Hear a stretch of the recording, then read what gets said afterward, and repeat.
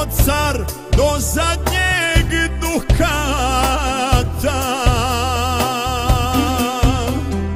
Nek znaju svi da ne žalim što si mi ti srećo udata. Za muštuluk bi pozlatio prvo ko mi bude javio da se kaje što si njegova i da si pogriješila.